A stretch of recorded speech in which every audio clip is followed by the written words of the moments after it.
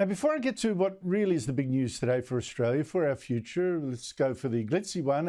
Anthony Albanese today treated Australians, especially Australian journalists, like idiots. He did a Neville Chamberlain, I got a deal, peace in our time, waved a document around. Not quite. He just chatted to US President Donald Trump and said it was fantastic. Albanese even showed a picture of himself talking to the great man. He then called a press conference and said he couldn't say too much, wink, wink, but Trump had now promised in this very warm conversation that he'd consider giving Australia an exemption from the 25% tariffs that Trump was planning for imports of steel and aluminium. I presented Australia's case for an exemption, and we agreed on wording to say publicly, which is that the US President agreed that an exemption was under consideration in the interests of both of our countries. Success, thanks in part to Albo's charm. We spoke about a range of other things as well, including the fact that Jordan Mailata as a Super Bowl champion, and I did point out that he was a South Sydney junior. Except just 75 minutes after Albanese's boast there, Donald Trump did sign an executive order imposing exactly the tariffs it threatened, with no exemption for anyone, not even Australia. It's 25% without exceptions or exemptions, and that's all countries, no matter where it comes from, all countries. So Albanese was looking pretty shonky, although true, Trump did then offer a little out, an opportunity. I just spoke to him, very fine man, and he has a surplus.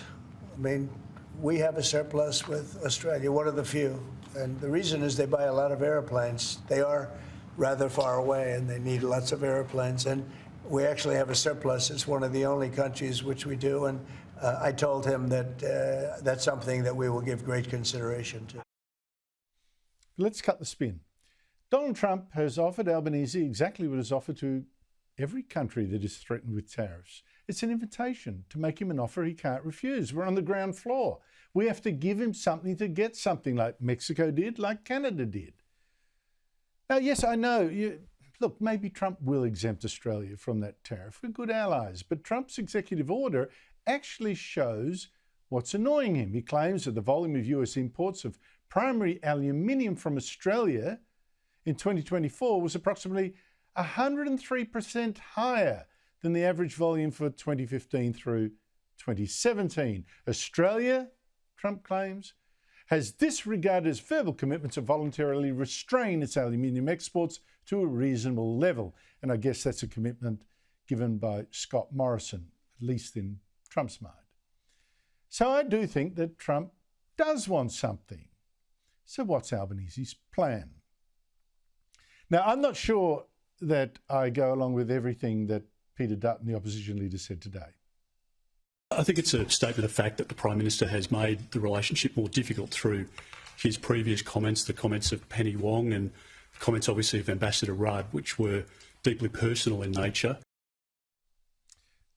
Look, Albanese is pouring on the charm so much. Well, you heard the President calling him a very fine man. This is business, not personal. Because either way, Trump just wants a deal that he can boast about to the American people. And Albanese is on the back foot here for never having met Trump and having spoken to him only once, ever, I think, to a man that he once said publicly scared him. Here's the opposition leader today on this. Talking about being scared of President Trump, I don't know whether he's still scared of him or happy to be sort of on the end of the phone but not in person or something. I don't know. But what I do know is that President Trump hears those messages, and I don't think it's productive to the dynamic in the relationship. You know, just thinking aloud here, if Albanese had the guts to appoint mining billionaire Gina Rinehart, must declare, a friend of mine, appoint her as his Australian envoy to sort this out, I reckon she'd get through Trump's door like Ambassador Kevin Rudd cannot, and probably get him to give Australia a break. I mean, boy, she is a force of nature. But, you know, that kind of out-of-the-box thinking, Trump-style thinking, do you really think that Albanese is the kind of man who'd be so bold in what looks like a giant game of chicken?